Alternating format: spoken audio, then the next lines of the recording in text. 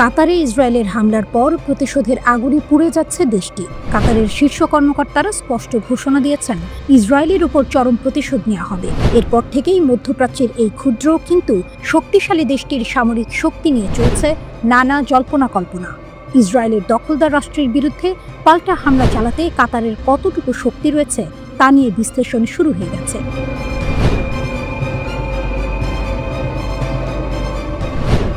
GFP ranking অনুযায়ী কাতারের সামরিক শক্তি বর্তমানে ৭২তম অবস্থানে রয়েছে। সক্রিয় সেনাবাহিনীর সংখ্যা ৬,০০০-এরও বেশি এবং রিজার্ভ সৈন্য ১৬,০০০। এছাড়া তাদের কাছে আধা সেনাও রয়েছে ৫,৫০০। যদিও কাতারের অস্ত্রের সংখ্যা কম, তবে যা আছে তা অত্যাধুনিক। কাতারের বাহিনীতে ৬০টিরও বেশি বিশ্বের সেরা ট্যাঙ্ক লেপার্ড 2 রয়েছে, যা যুদ্ধের ময়দানে ব্যাপক শক্তি প্রমাণে সক্ষম।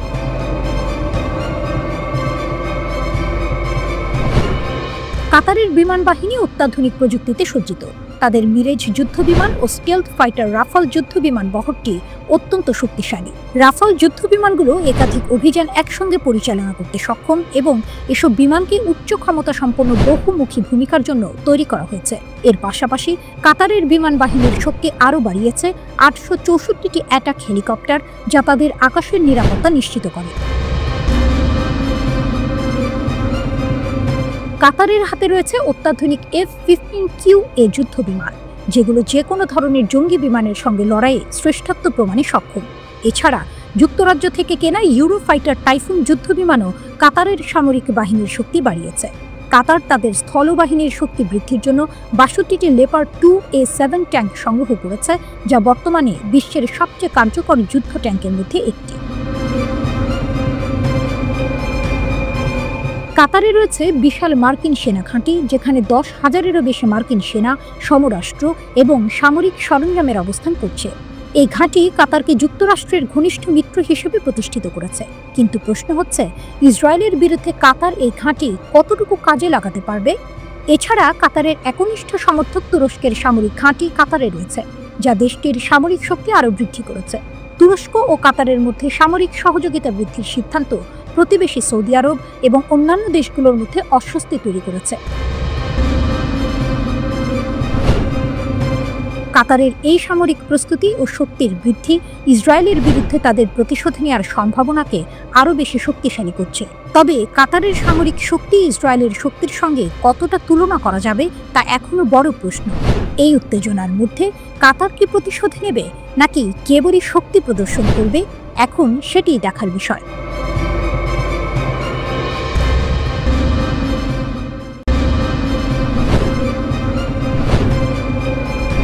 কাতারে ইসরায়েলি হামলা, নতুন উত্তেজনার জন্ম।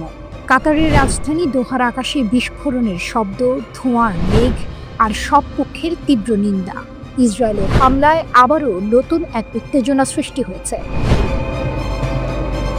ইসরায়েল, যেটি আগে কেবল যুদ্ধক্ষেত্রে বর্বরতা দেখিয়েছিল, এবার তা করেছে কূটনৈতিক মঞ্চে।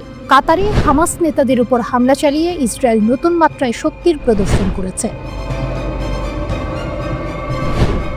ইসরায়েলি হামলার উদ্দেশ্য। ইসরায়েল জানায়, হামাসের শীর্ষ নেতাদের লক্ষ্য করে সুনির্দিষ্ট হামলা চালানো হয়েছে।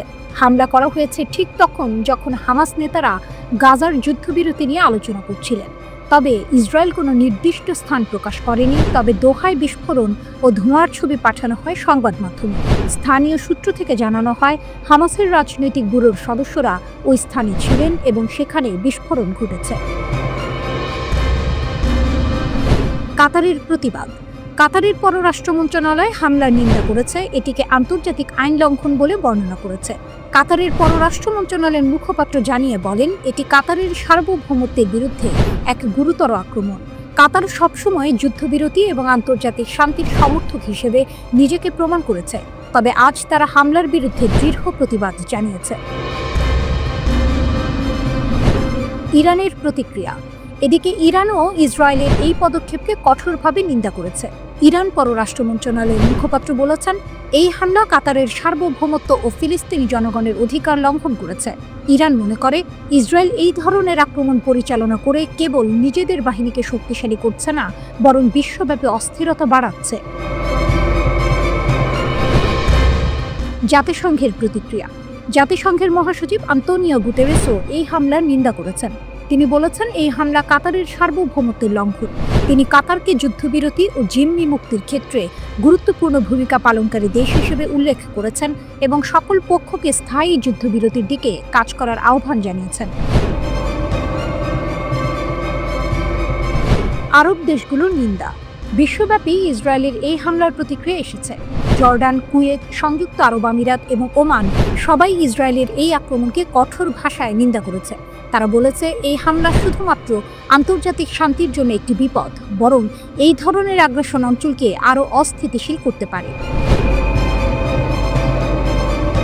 তিনটি মহাশক্তির ঘাত প্রতিঘাত। এখন প্রশ্ন হলো, ইসরায়েল কেন এই আক্রমণ চালালো? এর প্রভাব কি হবে পুরো মধ্যপ্রাচ্য জুড়ে? কাতার, যা দীর্ঘদিন ধরে যুদ্ধবিরতির প্রচেষ্টা চালিয়ে এসেছে, তা এখন এক সংকটময় মুহূর্তে দাঁড়িয়ে। শুধু কাতার নয়, এর প্রভাব গোটা মুসলিম বিশ্বে পড়বে। ইসরায়েলি আক্রমণের শিকার শুধু হামাস নয়, বরং পুরো মুসলিম বিশ্বের কূটনীতি ও নিরাপত্তাও নয় কি? এই হামলা সবার সামনে একটি প্রশ্ন রেখে গেছে, বিশ্ব শান্তির জন্য কেমন হবে পরবর্তী পদক্ষেপ? ইসরায়েল কি কেবল যুদ্ধের আগুনে ঘি ঢালার মতো আরও আগ্রাসন চালিয়ে যাবে?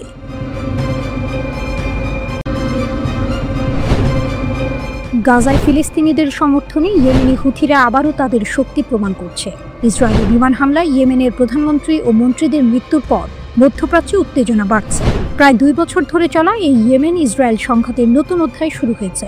এবার হুথিরা আরও শক্তিশালী এবং সুসংগঠিত প্রতিক্রিয়া জানাচ্ছে, ব্যবহার করছে ব্যালিস্টিক ক্ষেপণাস্ত্র এবং আক্রমণাত্মক ড্রোন, যা ইসরায়েলের আকাশ প্রতিরক্ষা ব্যবস্থাকে চ্যালেঞ্জ করছে।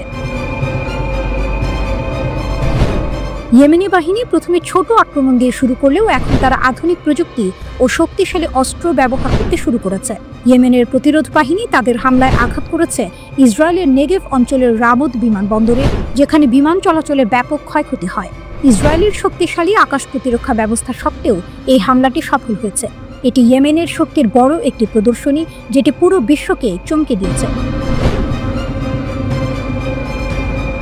গাজার প্রতি ইয়েমেনের সমর্থন কখনোই পিছু হটেনি। হুথি ঘনিষ্ঠ এক রাজনীতিবিদ বলেছেন, ইয়েমেন এখন নতুন সামরিক কৌশল গ্রহণ করেছে। আমরা আমাদের প্রতিপক্ষকে নতুনভাবে চ্যালেঞ্জ জানাতে প্রস্তুত। তাদের কাছে রয়েছে প্যালেস্টাইন 2 ক্ষেপণাস্ত্র, যেগুলি আক্রমণ করবে ইসরায়েলের ভেতর, এমনকি রেড সি এলাকাতেও। হুথিরা গাজার স্বাধীনতা ও নিরাপত্তা রক্ষার জন্য যুদ্ধ করছে।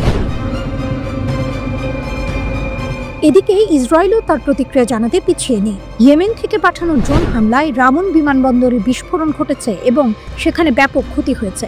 তবে ইসরায়েলি বাহিনী জানাচ্ছে যে তারা প্রতিরোধ ব্যবস্থা শক্তিশালী করেছে, কিন্তু ইয়েমেনি বাহিনীর ক্রমবর্ধমান শক্তি তাদের চ্যালেঞ্জ জানাচ্ছে। তারা বুঝে গেছে, ইয়েমেনের শক্তি শুধুমাত্র সামরিক শক্তি নয়, এটি একটি দৃঢ় মানসিকতা যা তাদের প্রতিপক্ষকে ভাঙতে সাহায্য করছে। আঞ্চলিক গবেষকদের একাংশ মনে করেন বড় ধরনের আঞ্চলিক যুদ্ধের সম্ভাবনা সীমিত। বিশ্লেষক কামাল জাগলুল মনে করেন হুথিদের পাল্টা আক্রমণ হবেই, তবে তা সীমিত পর্যায়ে থাকবে, কারণ ইয়েমেন বড় ধরনের সংঘাতে জড়িয়ে পড়তে চাইবে না, যাতে ইসরায়েল আন্তর্জাতিক মহলে নতুন জোট গড়ে তুলতে পারে। তিনি আরও বলেন, যুক্তরাষ্ট্র এখন হামাসের সঙ্গে আলোচনা করতে চাইছে এবং একই সঙ্গে চীন, রাশিয়া, উত্তর কোরিয়ার সম্ভাব্য জোট নিয়ে উদ্বিগ্ন। ফলে ওয়াশিংটনের দৃষ্টি মধ্যপ্রাচ্য থেকে ইউরেশিয়ায় সরে যাচ্ছে।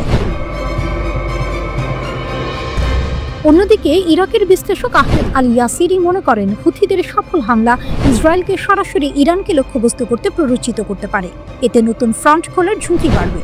তবে তিনি এটাও উল্লেখ করেন, সংঘাতে দ্রুত নতুন দেশগুলোতে ছড়িয়ে পড়ার সম্ভাবনা কম। হুথিদের মূল উদ্বেগ শুধু ইসরায়েল নয়, ইয়েমেনের ভেতরে আঞ্চলিক সমর্থন পুষ্ট বিরোধী শক্তির বিরুদ্ধে তারা সহিংস হয়ে উঠছে। জর্ডানের লেখক হাজাম আয়াদ সতর্ক করেছেন, এই ধরনের অভ্যন্তরীণ চাপে হয়তো বিস্তৃত সংঘাতের স্ফুলিঙ্গ জ্বালাতে পারে। সব মিলিয়ে ইয়েমেন ইসরায়েল সংঘাত এখন নতুন এক মোড় নিয়েছে। একদিকে হুথিরা গাজাকে ঘিরে তাদের সামরিক অবস্থান আরও দৃঢ় করছে, অন্যদিকে ইসরায়েল প্রতিশোধ নিতে চাইছে। কিন্তু আঞ্চলিক এবং আন্তর্জাতিক পরিস্থিতি দেখে মনে হচ্ছে উভয় পক্ষই পুরোপুরি বিস্তৃত যুদ্ধের দিকে অগ্রসর না হয়ে সীমিত পরিসরে শক্তি প্রদর্শনের পথ বেছে নেবে। তবুও রেড সি ও মধ্যপ্রাচ্যের নিরাপত্তা পরিস্থিতি আগামী দিনে আরও অস্থিতিশীল হয়ে ওঠার আশঙ্কা প্রবল।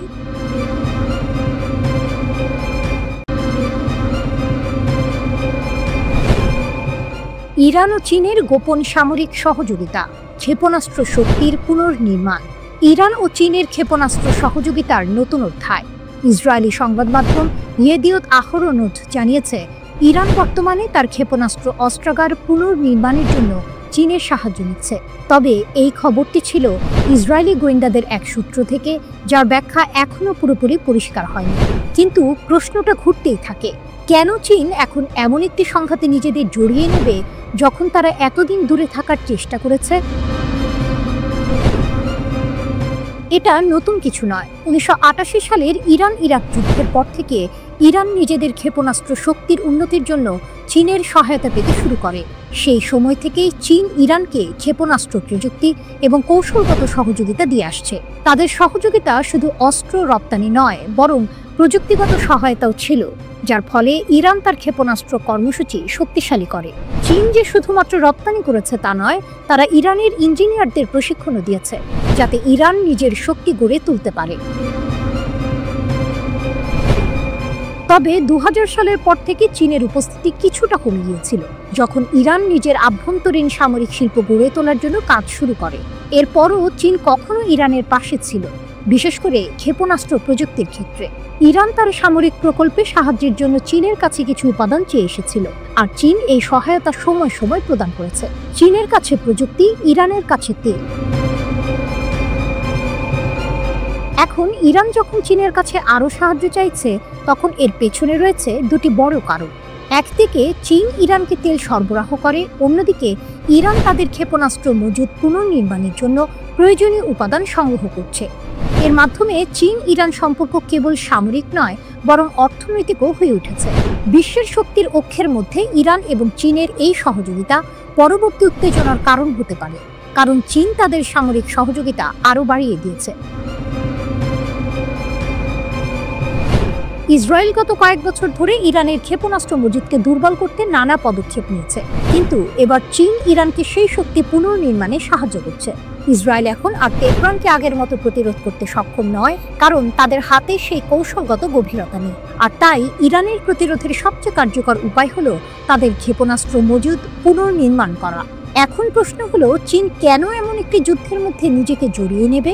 তাদের কাছে কি ইরানকে সহযোগিতা দেওয়ার কোনো বিশেষ সুবিধা রয়েছে? ইরান যখন তার ক্ষেপণাস্ত্র ক্ষমতা পুনর্নির্মাণ করছে, তখন আন্তর্জাতিক মহল প্রশ্ন করছে, এটাই কি চীনের সঠিক সময় নয়? এই সহযোগিতা চীনের আন্তর্জাতিক ভাবমূর্তি নতুন করে তৈরি করতে পারে। তবে যদি এটি রক্ষিত থাকে, তাহলে বিশ্বের চোখ থাকবে ইরান ও চীনের ওপর। আজ ইরান ও চীনের শক্তির উত্থান, একসাথে তারা যে শক্তিশালী জোট গড়তে থাকে, আজ ইরান ও চীনের শক্তির উত্থান, একসাথে তারা যে শক্তিশালী জোট করতে পারে, তা বিশ্ব শক্তিগুলির জন্য নতুন এক সংকেত হয়ে উঠবে। এটাই হতে পারে এক নতুন যুগের সূচনা, যেখানে ইরান ও চীন একটি শক্তিশালী সামরিক জোট গড়ে তুলবে।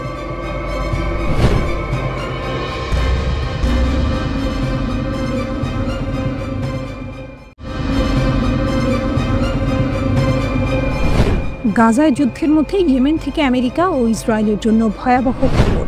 হুথিদের প্রতিশোধ আসছে। গাজায় যখন যুদ্ধের আগুন ছড়িয়ে পড়ছে, তখন ইয়েমেনের আকাশে অদৃশ্য শক্তির জন্ম হচ্ছে। হুথি মিলিশিয়া, যারা ইরানের সমর্থনে দাঁড়িয়ে আছে, তারা তাদের প্রতিশোধের অঙ্গীকার নিয়ে একটি ভয়াবহ পরিকল্পনা বাস্তবায়নের পথে। ইয়েমেনের তথ্যমন্ত্রী 4 সেপ্টেম্বর দ্য ন্যাশনালে দেয়া এক প্রতিবেদনে জানিয়েছেন, হুথিরা রাসায়নিক অস্ত্র তৈরির জন্য একটি গোপন কারখানা স্থাপন করেছে এবং এই কারখানাটি পরিচালনা করছে ইরানি বিশেষজ্ঞরা।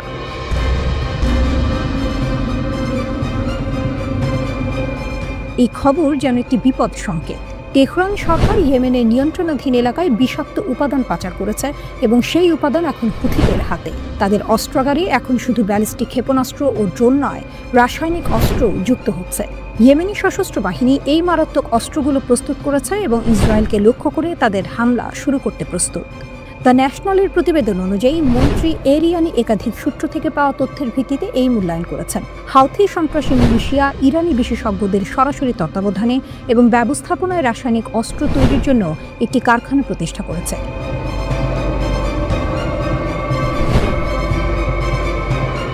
তিনি বলেন, তেহরান সরকার সম্প্রতি তাদের নিয়ন্ত্রণাধীন এলাকায় ব্যাচে ব্যাচে তাদের তৈরিতে ব্যবহৃত বিষাক্ত পদার্থ পাচার করেছে।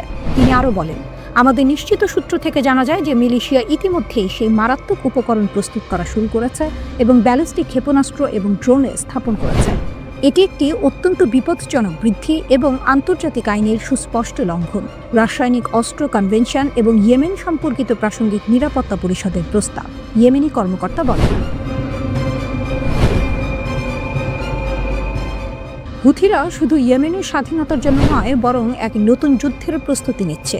তাদের পরিকল্পনা ইসরায়েল ও আমেরিকা দুটি শক্তিকে এক ভয়াবহ পরিস্থিতির মুখে ফেলে দেবে। তবে সবচেয়ে বড় দুশ্চিন্তার বিষয় হলো ইরান। যদিও ইরান বারবার ইয়েমেনের সশস্ত্র বাহিনীকে সামরিক সহায়তার অভিযোগ অস্বীকার করেছে, কিন্তু এখন তারা ইয়েমেনের আকাশে এক ভয়ঙ্কর শক্তির জন্ম দিয়েছে। হুথিরা তাদের অস্ত্রাগারে দেশীয়ভাবে তৈরি অস্ত্র থাকার দাবি করলেও বাস্তবে তাদের আকাশে এখন ইরানের সাহায্যে তৈরি নতুন ধরনের ভয়ঙ্কর অস্ত্র। ইরান সমর্থিত আনসার আল্লাহ আন্দোলন, যা হুথি মিলিশিয়ার অন্যতম প্রধান অংশ, এখন আন্তর্জাতিক পরিসরে এক নতুন সামরিক শক্তি হিসেবে আবির্ভূত হচ্ছে। রাসায়নিক অস্ত্রের ব্যবহার, যা আন্তর্জাতিকভাবে নিষিদ্ধ, আজ তারা এই অস্ত্র দিয়ে ইসরায়েল ও আমেরিকার বিরুদ্ধে নতুন এক যুদ্ধের মঞ্চ প্রস্তুত করছে।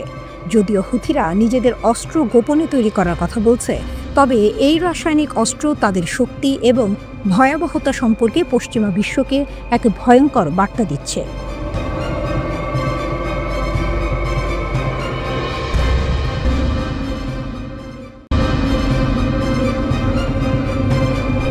আকাশে আগুন, সাগরে বজ্রপাত। ইসরায়েলের বিরুদ্ধে হুথিদের প্রতিশোধ এখন থেমে নেই কোথাও।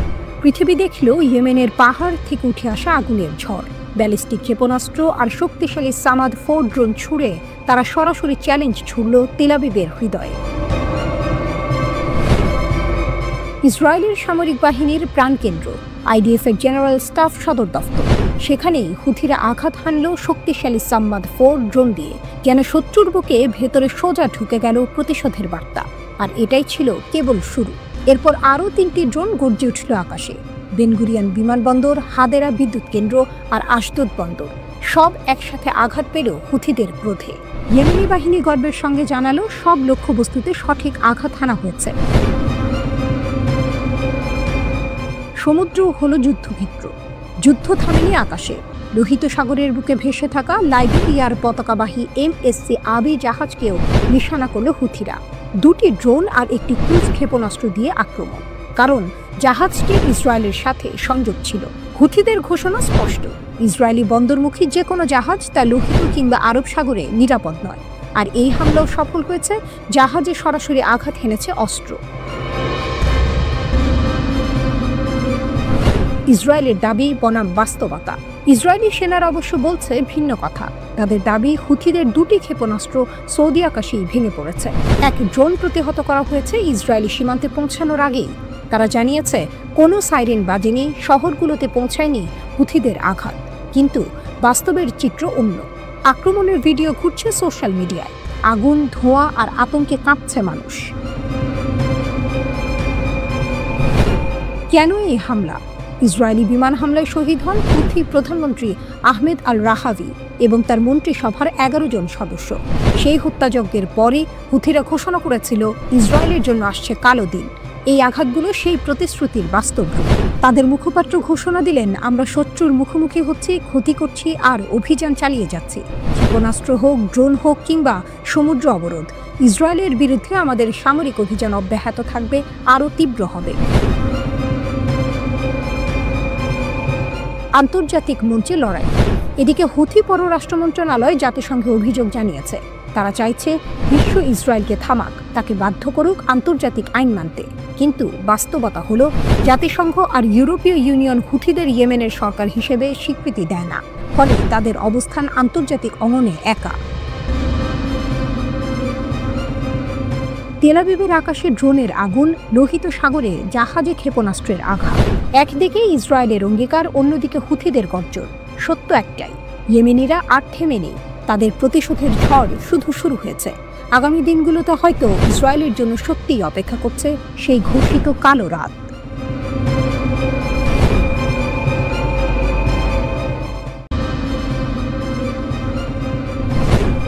এবার ইসরায়েলের পরিকল্পনার সামনে রাশিয়ার শক্তি। ইতিহাসের পাতায় বারবার একই দৃশ্য। ফিলিস্তিনের মাটি দখলের খেলা, ইসরায়েলের নির্মম পরিকল্পনা আর আন্তর্জাতিক অঙ্গনে ক্ষোভের ঢেউ। এবারও ভিন্ন কিছু নয়। ইসরায়েল ঘোষণা দিয়েছে পূর্ব জেরুজালেমে নতুন বসতি স্থাপন করবে, সেই এলাকা যা ফিলিস্তিনের ভবিষ্যৎ রাজধানী হওয়ার কথা, যেন স্বপ্নকে বাস্তব হওয়ার আগেই পাথরে চেপে ধ্বংস করে দেয়া। কিন্তু এবার চিত্রনাট্যে টুইস্ট। ইসরায়েলের এই পরিকল্পনার সামনে দাঁড়িয়ে গেল রাশিয়া। মস্কো থেকে ভেসে এলো দৃঢ় কণ্ঠস্বর, না, এটি মেনে নেওয়া যাবে না। E1 বিভেদের মানচিত্র। ইসরায়েলের এই নতুন বসতি পরিকল্পনার নাম E1 সেটেলমেন্ট প্ল্যান। লক্ষ্য স্পষ্ট, মাআলে আদুমিম শহরের সঙ্গে পশ্চিম তীর ও জেরুজালেমকে যুক্ত করা। এর মানে ফিলিস্তিনের পূর্ব জেরুজালেম টুকরো টুকরো হয়ে যাবে। রাষ্ট্রের যে ভূসংহতি আন্তর্জাতিক আইন স্বীকৃত করেছে সেটাই ধ্বংস হয়ে যাবে। দুই রাষ্ট্র সমাধানের পথ আরও কঠিন হয়ে পড়বে। শান্তির সেতু ভেঙে যাবে, দিগন্তে দেখা দেবে শুধু ধোঁয়া আর অন্ধকার। রাশিয়ার গর্জন। মারিয়া জাখারোভা, রাশিয়ার পররাষ্ট্র মন্ত্রণালয়ের মুখপাত্র, মস্কোর মঞ্চে দাঁড়িয়ে তিনি যেন এক অদৃশ্য তলোয়ার তুলে ধরলেন ইসরায়েলের বিরুদ্ধে। তার কণ্ঠে ছিল রাশিয়ার সেই পুরনো দৃঢ়তা। অধিকৃত ফিলিস্তিনি ভূখণ্ডের পরিস্থিতি ভয়াবহ। E1 এলাকায় বসতি নির্মাণ ফিলিস্তিনি রাষ্ট্রের অস্তিত্বকেই প্রশ্নবিদ্ধ করবে। আন্তর্জাতিক আইনের ভাষায় এটি অগ্রহণযোগ্য। তিনি মনে করিয়ে দিলেন এই প্রকল্প নতুন নয়। 2 দশক ধরে আন্তর্জাতিক চাপের মুখে ইসরায়েল এটি বারবার স্থগিত করেছে। এখন রাশিয়ার স্পষ্ট বার্তা, আমরা চাই এটি একেবারেই বাতিল হোক। কেবল পূর্ব জেরুজালেম নয়, গাজার আকাশও সাক্ষী হচ্ছে আগুন আর ধ্বংসে। জাখারোভা তুলে ধরলেন 25 আগস্টের ভয়াবহ হামলার কথা। নাসের মেডিকেল কমপ্লেক্সে ইসরায়েলি বিমান হামলা, যেখানে একসাথে ঝরে গেল অন্তত 20 প্রাণ। তাদের মধ্যে 5 জন ছিলেন সাংবাদিক। রোগী ও স্বাস্থ্যকর্মীরাও রক্ষা পাননি। এটি আন্তর্জাতিক আইনের স্পষ্ট লঙ্ঘন। রাশিয়ার কণ্ঠে ছিল শোক ও ক্ষোভ। নিহতদের পরিবারকে সমবেদনা জানিয়ে তিনি বললেন, এখনই যুদ্ধ বন্ধ হোক, রাজনৈতিক ও কূটনৈতিক পথে ফিরুক সমাধান। আন্তর্জাতিক আঙ্গনে টান টান উত্তেজনা। ইসরায়েলের এই পরিকল্পনা ফিলিস্তিনিদের ভেতরে আগুন জ্বেলে দিয়েছে। প্রতিবাদের ঢেউ উঠেছে রাস্তায়। একই সঙ্গে আন্তর্জাতিক সম্প্রদায় স্পষ্ট করে দিয়েছে উদ্বেগ, কারণ পূর্ব জেরুজালেমে বসতি মানে শান্তির কবর খুঁড়ে ফেলা। আর সেই কবরের সামনে দাঁড়িয়ে রাশিয়া যেন প্রহরীর মতো বলছে, আমরা দেখছি, আমরা থামাবো। রাশিয়া শুধু সমালোচনা করেনি, বরং তার অবস্থান স্পষ্ট করেছে। গাজায় শত্রুতা অবিলম্বে বন্ধ করতে হবে। ফিলিস্তিন ইসরায়েল সংঘাতকে ফিরিয়ে আনতে হবে আলোচনার টেবিলে। এ যেন এক সিনেমার দৃশ্য। অভিনেতারা একই, কাহিনীও পুরনো, কিন্তু দর্শক জানে এবার রাশিয়ার প্রবেশ বদলে দিতে পারে ছবির শেষ। ফিলিস্তিনের আকাশে যখন বোমা ঝরে, তখন মস্কো থেকে এক গর্জন শোনা যায়, শান্তি চাই, ন্যায় চাই, আর অন্যায় হলে রাশিয়া নিশ্চুপ থাকবে না।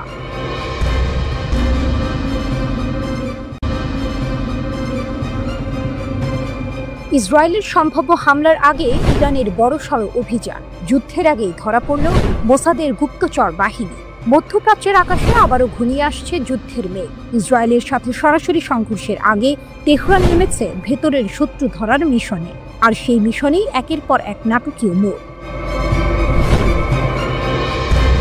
ইরান দাবি করেছে তারা গ্রেপ্তার করেছে মোসাদের হয়ে কাজ করা 8 জন গুপ্তচর। শুধু তাই নয়, তাদের কাছ থেকে উদ্ধার হয়েছে বোমা, লঞ্চার আর বুবি ট্র্যাপ, যেন কোনো বড়সড় হামলার প্রস্তুতি চলছিল।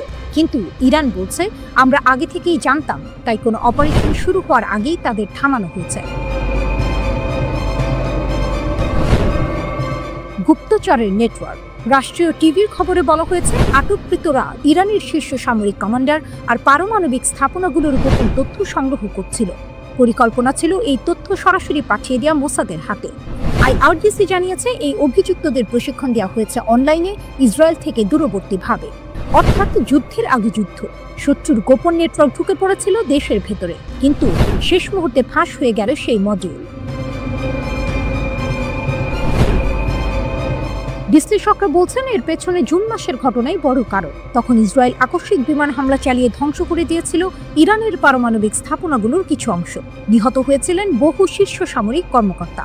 সেই আঘাত ছিল 1980-র দশকের পর ইরানের সবচেয়ে ভয়াবহ ক্ষতি। তারপর থেকেই তেহরান বুঝে গেছে শুধু আকাশের লড়াই নয়, ভেতরের গুপ্তচর বৃত্তি আসল বিপদ। তাই এবার শুরু হয়েছে ইনহাউস ইসরায়েলি সহযোগীদের বিরুদ্ধে অভিযান। ইরান শুধু গ্রেপ্তার করেই থেমে থাকেনি। অগাস্টে তারা মৃত্যুদণ্ড কার্যকর করেছে পরমাণু বিজ্ঞানী রুজবে বাদে। অভিযোগ ছিল তিনি মোসাদের কাছে গোপন তথ্য পাচার করেছিল। মানবাধিকার সংগঠনগুলো বলছে ইরান প্রায়শই ভিন্ন মত দমন করতে গুপ্তচর বৃত্তির অভিযোগ ব্যবহার করে। কিন্তু তেহরান তার জবাব স্পষ্ট দিয়েছে, শত্রুর সাথে যারা হাত মেলাবে তাদের কোনো রেহাই নেই। শক্তির প্রদর্শন। এই অভিযানের আসল বার্তা আসলে ইসরায়েল আর আমেরিকার জন্য। ইরান দেখিয়ে দিচ্ছে তারা শুধু প্রতিরক্ষায় নয়, গোয়েন্দা যুদ্ধে সমান শক্তিশালী। 8 জন ধরা পড়া মানেই আরও অজানা নেটওয়ার্ক ভেঙে পড়ছে। তেহরান এখন যেন বলতে চাইছে, তোমরা আকাশ থেকে নামো, আমরা ভেতর থেকে তোমাদের শেষ করব। বড় প্রশ্ন, তাহলে কি এই অভিযান শুধু নিরাপত্তার জন্য, নাকি এর ভেতরে লুকিয়ে আছে আরো বড় টুইস্ট? অনেক বিশ্লেষক মনে করছেন ইরানের এই বার্তা কেবল গুপ্তচরদের উদ্দেশ্যে নয়, সরাসরি তেল আবিবের উদ্দেশ্যে, যেন সতর্কবার্তা।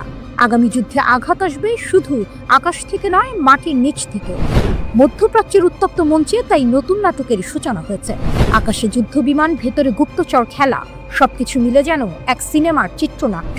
কিন্তু এই সিনেমার শেষ কোথায় হবে তা কেউ জানে না।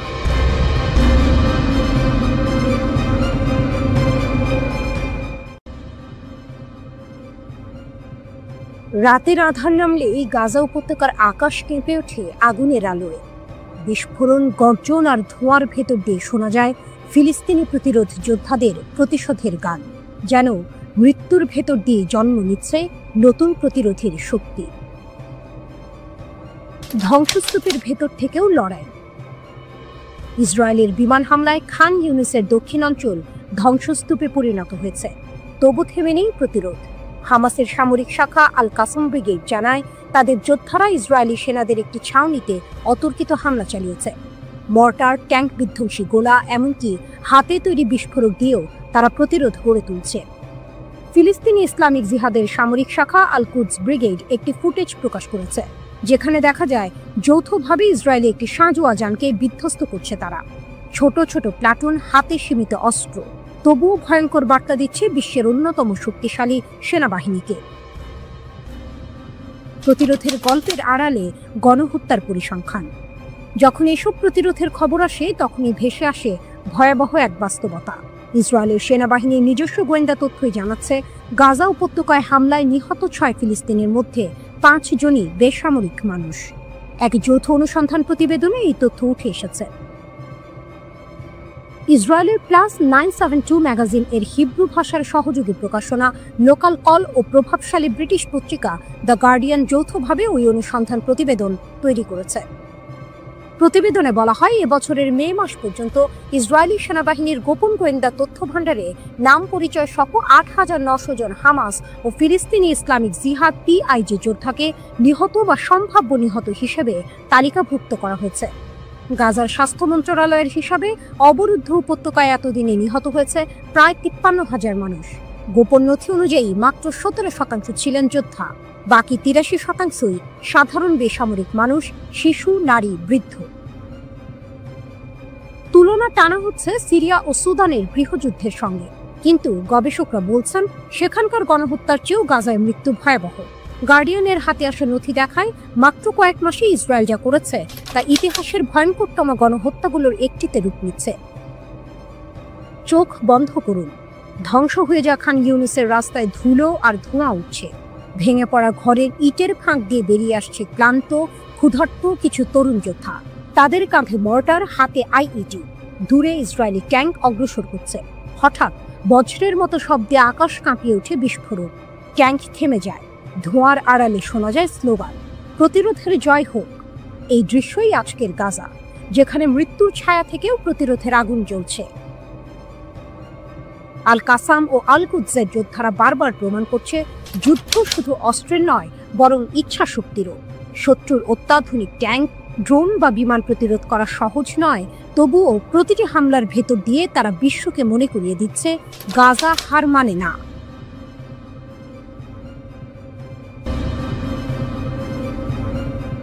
একটি শিশু পৃথিবীতে চোখ মেলে, কিন্তু জন্মের সঙ্গে সঙ্গে কপালে বসে গেল এক অভিশাপ, গাদ্দার।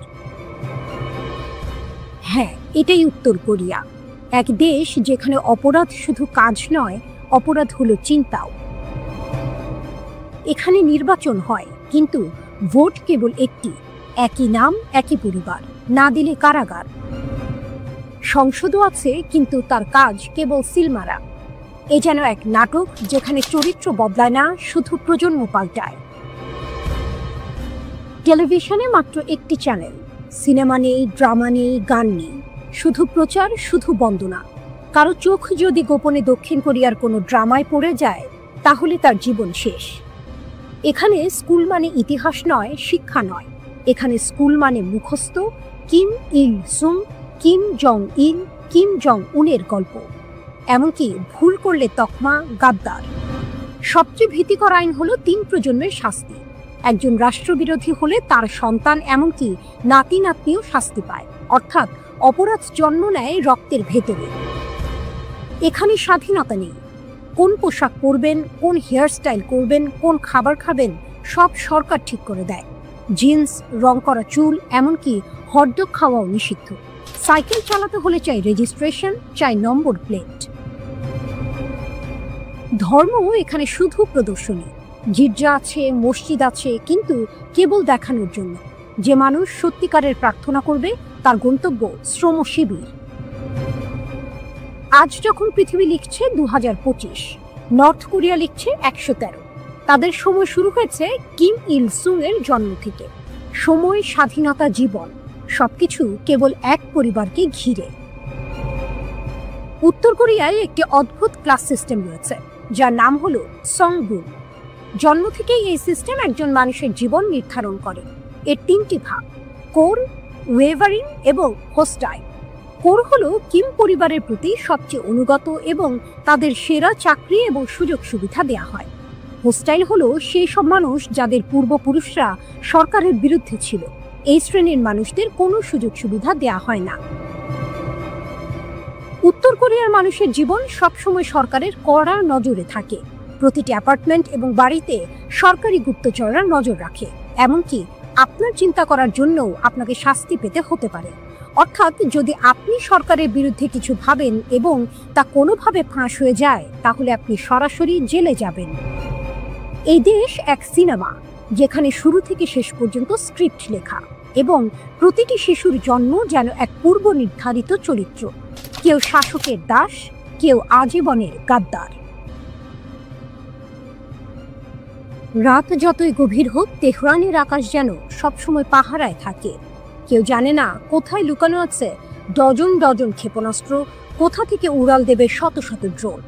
ইরান এখন এমন এক প্রতিরক্ষা বলয় গড়ে তুলেছে, যা শুধু ইসরায়েল নয়, পুরো পশ্চিমা বিশ্বকে ভাবনায় ফেলেছে। প্রতিরক্ষার নকশা।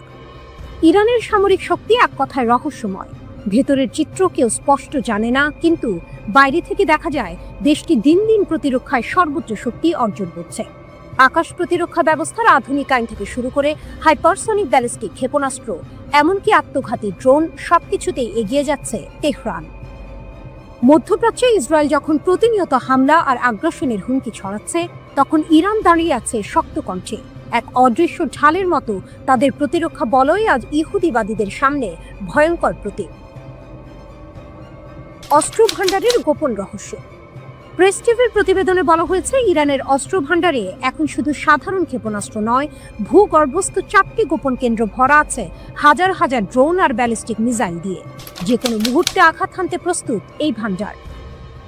সশস্ত্র বাহিনীর প্রধান মেজর জেনারেল আব্দুর রাহিম মুসাভি এক ভাষণে বলেছেন, যুদ্ধের চিত্র প্রতিনিয়ত বদলায়, আর সেই বদলের সঙ্গে তাল মিলিয়েই আমাদের সমর কৌশল গড়ে তুলতে হবে। উদীয়মান হুমকি থেকে রক্ষার একমাত্র পথ শক্তিশালী প্রতিরক্ষা। নিষেধাজ্ঞা ভেঙে এগিয়ে যাওয়া।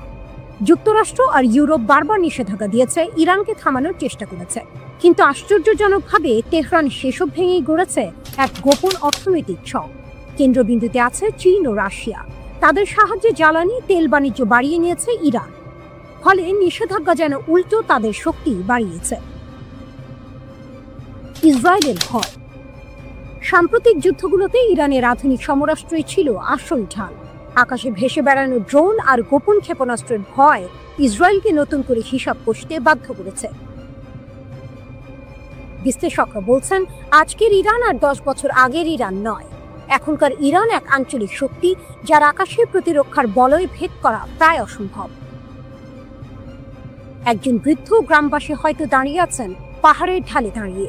দূরে আকাশে ইরানি ড্রোনের গুনগুন শব্দ শোনা যাচ্ছে। তিনি মৃদু হাসি দিয়ে বলেন, আমাদের সন্তানরা এখন জানে আকাশে শত্রু ছায়া যত বড় হোক না কেন, আমাদের প্রতিরোধ আরো বড়। এটাই আজকের ইরান। যুদ্ধ নয়, বরং যুদ্ধের প্রস্তুতি তাদের সবচেয়ে বড় শক্তি। আকাশে লুকোনো রহস্যময় ভান্ডার, ভূগর্ভে গোপন ক্ষেপণাস্ত্র আর কূটনীতিকে শক্ত জোট, সব মিলে ইরান হয়ে উঠেছে এমন এক প্রতিরোধ শক্তি যা ভেঙে পড়া সহজ নয়।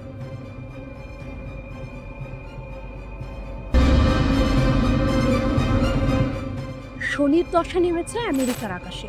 দুনিয়ার সবচেয়ে শক্তিশালী সামরিক শক্তি মার্কিন যুক্তরাষ্ট্র, কিন্তু তাদের ভরসার যুদ্ধবিমানই আজ পরিণত হচ্ছে ধ্বংসের খেলায়। ভার্জিনিয়া উপকূল, স্থানীয় সময় সকাল 10টা। স্ট্রাইক ফাইটার স্কোয়াড্রন 83 এর এক পাইলট নিয়মিত প্রশিক্ষণ ফ্লাইটে ছিলেন। হঠাৎ নিয়ন্ত্রণ হারালেন বিমানের।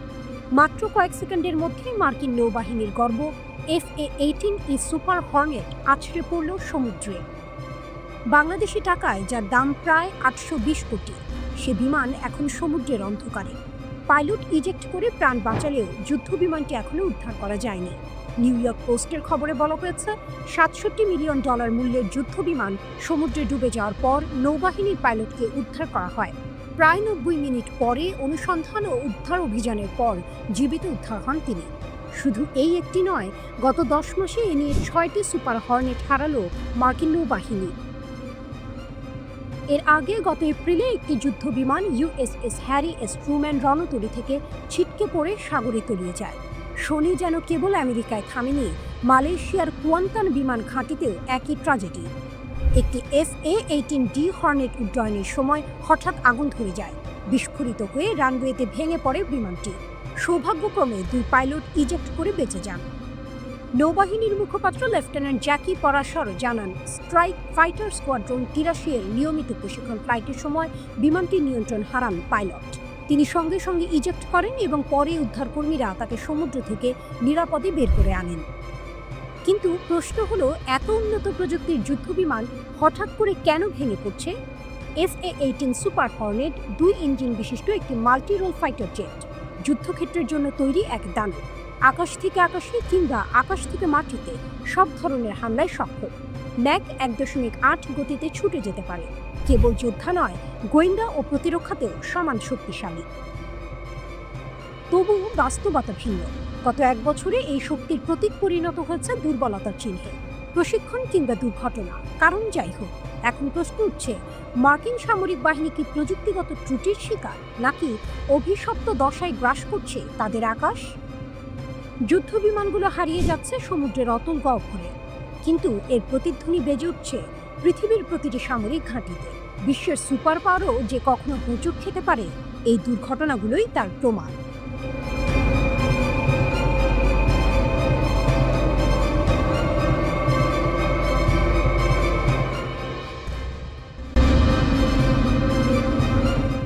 রাত গভীর। রামাল্লার পূর্বে ছোট্ট গ্রাম আল মুঘাইর নিস্তব্ধতায় ডুবেছিল। হঠাৎই সেই নীরবতা ভেঙে এলো সংঘর্ষের শব্দে। এক তরুণ ফিলিস্তিনি প্রতিরোধ যোদ্ধা এগিয়ে গেছেন বসতির দিকে, হাতে ছোট্ট একটি পিস্তল। কিন্তু ভাগ্য যেন তাকে ধোঁকা দিল। অস্ত্র কাজ করল না, গুলি বের হলো না। সাধারণত এমন মুহূর্তে ভয় মানুষকে থামিয়ে দেয়, কিন্তু তিনি থামেননি। খালি হাতে ঝাঁপিয়ে পড়লেন। ধস্তাধস্তিতে এক ইসরায়েলি বসতি গুরুতর আহত হলো, আর সেই যোদ্ধা অন্ধকারের আড়ালে মিলিয়ে গেলেন নিরাপদে। এই ঘটনায় রাতারাতি আলোড়ন তুলল সামাজিক যোগাযোগ মাধ্যমে। ফিলিস্তিনিরা একে বলছে সাহসের প্রতীক। তাদের চোখে এটি কেবল একজনের হামলা নয়, বরং দমন পীড়নের বিরুদ্ধে প্রতিরোধের নতুন রূপ। ভোরে গাজা থেকে বিবৃতি দিল হামাস। তারা ঘোষণা করল এটি এক ব্যক্তির উদ্যোগ নয়, এটি একটি ন্যায়সঙ্গত লড়াই।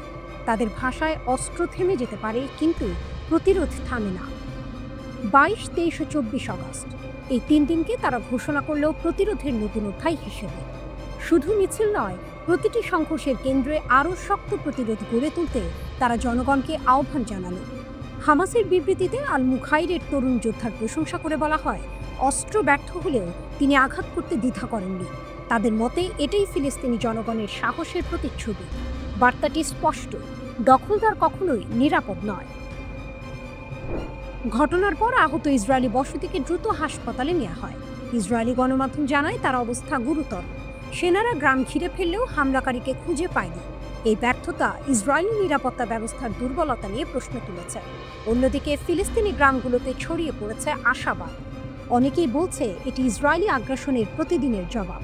সামাজিক মাধ্যমে ছড়িয়ে পড়েছে ছবি ও বার্তা। অস্ত্র থেমে গেলেও প্রতিরোধ থামে না। পশ্চিম তীরে গত কয়েক মাস ধরে ইসরায়েলি সেনাদের অভিযান বেড়েই চলেছে। রাতের অন্ধকারে গ্রামে হানা, বাড়িঘর ভাঙচুর, নারী পুরুষ নির্বিশেষে গ্রেপ্তার, এমনকি বসতি স্থাপনকারীদের আগুন ধরিয়ে দেয়া এখন প্রতিদিনের ঘটনা। হামাস দাবি করছে এই দমন পীড়নই মানুষকে পথে নামাচ্ছে। তারা একে ফ্যাসিবাদী দখলদারদের অপরাধ আখ্যা দিয়ে বলছে প্রতিটি আঘাতের জবাব মাঠেই দেয়া হবে। আল মুখাইরের এই ছোট্ট ঘটনা তাই শুধু সংঘর্ষ নয়, এ যেন সংগ্রামের নতুন অধ্যায়। এক তরুণের সাহস বার্তা দিল স্বাধীনতার পথ রক্তে রঞ্জিত হলেও তা অপ্রতিরোধ্য। স্থানীয় এক বৃদ্ধ সংবাদ মাধ্যমকে বললেন, আমরা প্রতিদিন ভয়ে বাঁচি, কিন্তু আজকের ঘটনার পর মনে হলো আমাদের সন্তানরা ভয়কে জয় করতে শিখেছে। রাজনৈতিক বিশ্লেষকরা বলছেন এ ধরনের ছোট ছোট আক্রমণ আসলে বড় প্রতিরোধ আন্দোলনের ইঙ্গিত।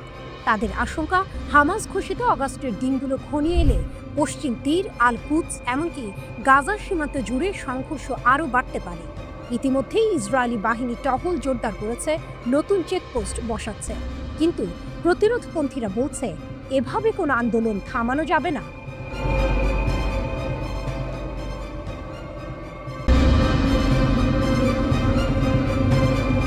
রাতের আকাশে যখন তেহরানের আলো ঝলমল করছে, তখনই দেশটির শক্তিমান নেতারা এক অদৃশ্য অস্থিরতা টের পাচ্ছেন। কারণ তাদের খুব কাছেই আঁকা হচ্ছে এক নতুন নীল নকশা। নাম দেওয়া হয়েছে করিডোর। কাগজে এটি শান্তির প্রতীক হলেও ইরানের চোখে এটি ছদ্মবেশী ষড়যন্ত্র। এই করিডোর নাকি যুক্ত করবে আজারবাইজান, আর্মেনিয়া হয়ে তুরস্ককে। পরিকল্পনাটি এসেছে যুক্তরাষ্ট্রের হাত ধরে, আর পেছনে বলা হচ্ছে ডোনাল্ড ট্রাম্পের ছায়া। কাগজে কলমে অর্থনৈতিক পথ, কিন্তু তেহরানের ভাষায় এটি হবে ভাড়াটে সৈন্যদের কবরস্থান। ইরান স্পষ্ট জানিয়ে দিয়েছে তাদের সীমান্তের এত কাছে মার্কিন উপস্থিতি কোনোভাবেই বরদাস্ত করা হবে না। শুধু তাই নয়, প্রয়োজনে এই করিডোর গঠনের চুক্তিও ভেস্তে দেওয়ার হুঁশিয়ারি দিয়েছে তারা। তেহরানের ভয়, করিডোর বাস্তবায়ন হলে আর্মেনিয়া ও ককেসাস অঞ্চল থেকে ইরান কার্যত বিচ্ছিন্ন হয়ে পড়বে। আর ঠিক সেই জায়গায় সম্ভাব্য শত্রু শক্তি, মার্কিন বাহিনী স্থায়ী আসন ঘেরে বসবে। এই হুমকির মাত্র একদিন পরই তড়িঘড়ি করে আর্মেনিয়ায় উড়ে গেলেন ইরানের প্রেসিডেন্ট মাসুদ পেজেশকিয়ান। রাজধানী ইয়েরেভানে বসে আর্মেনিয়ার প্রধানমন্ত্রী নিকোল পাশিনিয়ানের সঙ্গে বৈঠক করলেন তিনি। বৈঠক শেষে পাশিনিয়ান আশ্বাস দিলেন এই করিডোরের পূর্ণ নিয়ন্ত্রণ থাকবে আর্মেনিয়ার হাতে। কোনো তৃতীয় দেশ, বিশেষ করে যুক্তরাষ্ট্র, এখানে প্রভাব বিস্তার করবে না। আর্মেনিয়ার রাস্তায় নিরাপত্তা নিশ্চিত করবে আর্মেনিয়ার সেনারাই। তবে পাশিনিয়ান এটাও স্পষ্ট করেছেন এই করিডোর হবে দুই দেশের অর্থনৈতিক দিগন্ত উন্মোচনের নতুন দরজা। দক্ষিণ আর্মেনিয়া দিয়ে তৈরি এই পথ আজারবাইজানকে যুক্ত করবে নাখচিভান এক্সক্লেভের সঙ্গে। দক্ষিণ আর্মেনিয়া দিয়ে তৈরি এই পথ আজারবাইজানকে যুক্ত করবে নাখচিভান এক্সক্লেভের সঙ্গে, আর সেখান থেকে সরাসরি পৌঁছাবে তুরস্কে। যুক্তরাষ্ট্র হাতে নেবে উন্নয়ন কাজ, যার মাধ্যমে তেল, গ্যাস ও অন্যান্য সম্পদ রপ্তানির সুযোগ আরও বেড়ে যাবে। এখানেই টুইস্ট, ইরানের চোখে এ যেন অর্থনৈতিক করিডোর নয়, বরং সামরিক ঘাঁটি গড়ার গোপন চক্রান্ত। তাই প্রেসিডেন্ট পেজেশকিয়ান কেবল আর্মেনিয়াতেই থামলেন না, সোজা চলে গেলেন বেলারুশে। রাশিয়ার ঘনিষ্ঠ এই মিত্রের সঙ্গে দাঁড়িয়ে তিনি দিলেন কঠিন বার্তা। মিনস্কে বেলারুশের প্রেসিডেন্ট আলেকজান্ডার লুকাশেস্কুর সঙ্গে বৈঠক শেষে দুই নেতা একসঙ্গে বললেন পশ্চিমা শক্তির হস্তক্ষেপ আর সহ্য করা হবে না। শুধু তাই নয়, সামরিক সহযোগিতা জোরদার করার সিদ্ধান্তও নিলেন তারা। এ যেন স্পষ্ট সংকেত, ইউক্রেন যুদ্ধের উত্তাপে যখন ইউরোপ পশ্চিমা সম্পর্ক তেতে উঠেছে, তখন তেহরান দেখিয়ে দিল তারা একা নয়। রাশিয়া, বেলারুশ, ইরান 3 দেশের ঘনিষ্ঠতা নতুন শক্তি সমীকরণের জন্ম দিতে পারে। তেহরানের বার্তা এখন গর্জে উঠছে একটাই, করিডোরের নামে কোনো ছলচাতুরি নয়। যদি যুক্তরাষ্ট্র সীমান্ত ঘেঁষে দাঁড়ায়, তবে সেটাই হবে তাদের জন্য নতুন যুদ্ধভূমি। ইরানের কূটনীতি সবসময় আঞ্চলিক শক্তির ভারসাম্য ধরে রাখার লড়াই, আর এবার তারা স্পষ্ট করেছে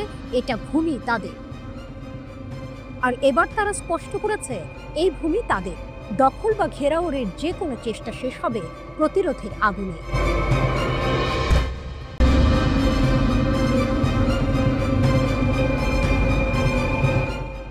ইরাকের বজ্রকণ্ঠ, আমেরিকার দিন শেষ। রাতের বাগদাদ, টাইগ্রিস নদীর উপর দিয়ে বইছে হালকা বাতাস, কিন্তু সেই প্রশান্তির আড়ালে জ্বলছে ঝড়। 2 দশক ধরে ইরাকের বুকে দাঁড়িয়ে থাকা মার্কিন সেনা ঘাঁটি আইন আল আসাদ আজ যেন অস্থির।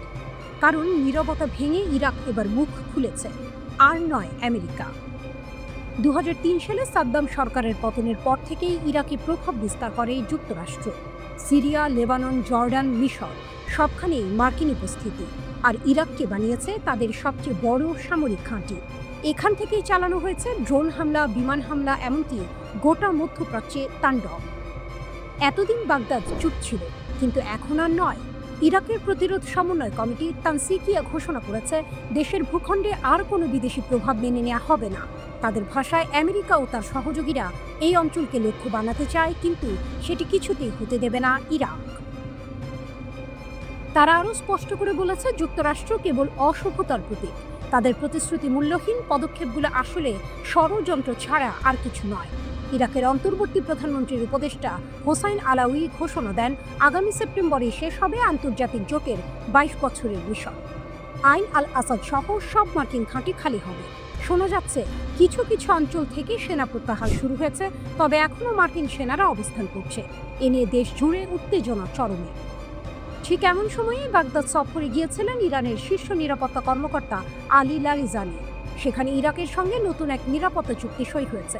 সীমান্ত রক্ষা ও নিরাপত্তা জোরদারে 2 দেশ একসাথে কাজ করবে বলে প্রতিশ্রুতি দিয়েছে।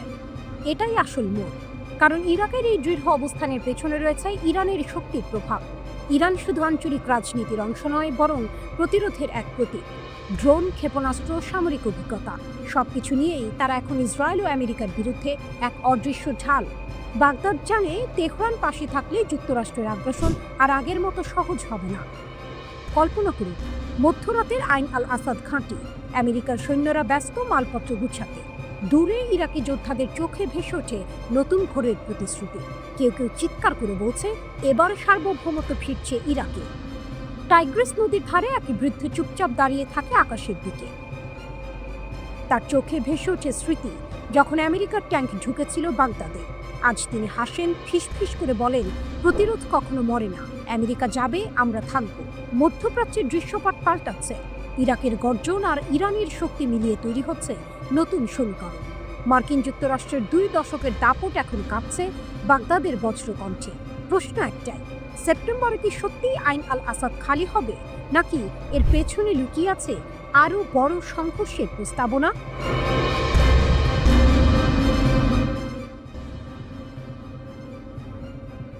মধ্যপ্রাচ্যের আকাশে আবারও ধ্বনিত হলো বজ্রধ্বনি। ইসরায়েলের সঙ্গে রক্তক্ষয়ী সংঘাত শেষ হওয়ার মাত্র কয়েক সপ্তাহ পরেই ইরান নামলো নতুন সামরিক মহড়ায়। নাম দেওয়া হয়েছে sustainable power 1404। Gulf of Oman এবং উত্তর ভারত মহাসাগরে শুরু হওয়া এই মহড়ায় আগুনের ঝলকানি, বিস্ফোরণ আর গর্জনের মধ্যে দিয়ে যেন ইরান ঘোষণা দিল, আমরা আছি, আমরা প্রস্তুত।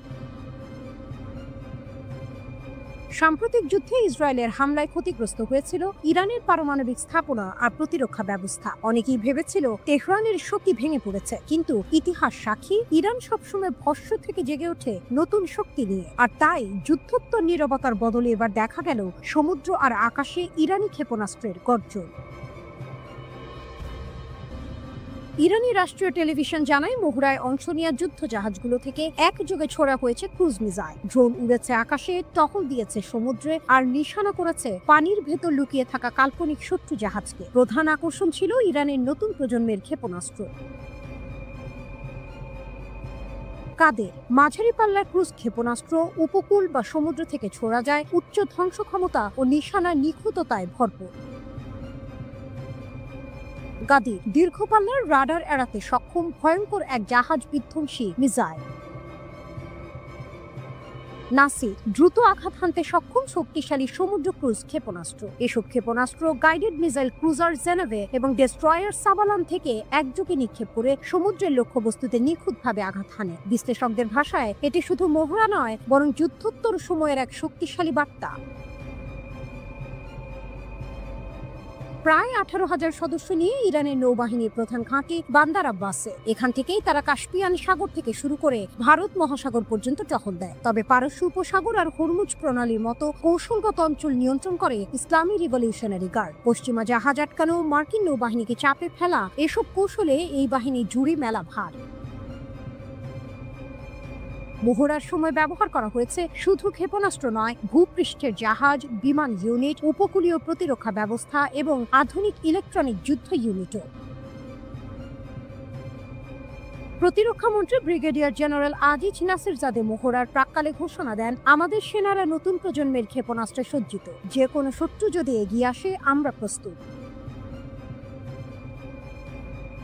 ইরানের এই মহড়া তাই কেবল সামরিক অনুশীলন নয়, বরং এক সুস্পষ্ট বার্তা। ইসরায়েল বা আমেরিকা কেউই যদি আঘাত হানতে চায়, তেহরান চুপ থাকবে না। গালফ অফ ওমান থেকে ভারত মহাসাগর পর্যন্ত এখন প্রতিধ্বনিত হচ্ছে একটাই স্লোগান, ইরান প্রস্তুত, ইরান অপ্রতিরোধ্য। এরদোয়ানের ভাঙা স্বপ্ন, F-35 এর দরজায় শক্ত কপাট। আঙ্কারার রাত, প্রেসিডেন্ট ভবনের কাঁচের জানালায় এক ঝলক আলো খেলে যায়। টেবিলে রাখা মার্কিন স্টেট ডিপার্টমেন্টের চিঠি যেন বজ্রা খাত। প্রেসিডেন্ট রিসেপ তাইয়েপ এরদোয়ান চেয়ারে হেলান দিয়ে চিঠির প্রতিটি লাইন পড়ছেন। স্বপ্ন ছিল একদিন আবারও তুরস্কের আকাশে ওড়াবে বিশ্বের সবচেয়ে আধুনিক যুদ্ধবিমান F-35। কিন্তু আমেরিকা এবার সেই দরজা আরও শক্ত করে বন্ধ করে দিল। তুরস্ককে F-35 কর্মসূচি থেকে বের করে দেওয়া হয়েছিল 2019 সালে, কারণ এরদোয়ান রাশিয়া থেকে কিনেছিলেন S-400 air defence system. NATO মিত্ররা বলেছিল এই রুশ প্রযুক্তি হাতে থাকলে নাকি ফাঁস হয়ে যেতে পারে ন্যাটোর গোপন সামরিক রহস্য। তখন থেকেই শুরু এরদোয়ানের লড়াই, কখনো দর কষাকষি, কখনো হুমকি, আবার কখনো সমঝোতার চেষ্টা। কিন্তু হোয়াইট হাউস নড়েনি এক চুলো। সম্প্রতি আঙ্কারা নতুন করে ওয়াশিংটনের সঙ্গে আলোচনা শুরু করেছিল। মনে হচ্ছিল হয়তো F-35 এর দরজা আবার খুলতে পারে, কিন্তু অগাস্টের মাঝামাঝি স্টেট ডিপার্টমেন্টের চিঠি এসে সব আশা ধুলোয় মিশিয়ে দিল। 20 অগাস্ট কংগ্রেসম্যান ক্রিস পাপাস ও অন্যদের উদ্দেশ্যে লেখা সেই চিঠিতে স্পষ্ট বলা হয়, আমাদের অবস্থান অপরিবর্তিত। তুরস্ক যদি S-400 রাখে, তবে কোনোভাবেই F-35 প্রকল্পে ফেরত আসতে পারবে না। চিঠিতে যুক্তরাষ্ট্র আরও সতর্ক করে বলেছে, F-35 শুধু যুদ্ধবিমান নয়, এটি আমেরিকার প্রতিরক্ষা ও গোয়েন্দা সম্পদের মূল অংশ। আর তুরস্কের হাতে রুশ প্রযুক্তি থাকা মানেই সরাসরি ঝুঁকি।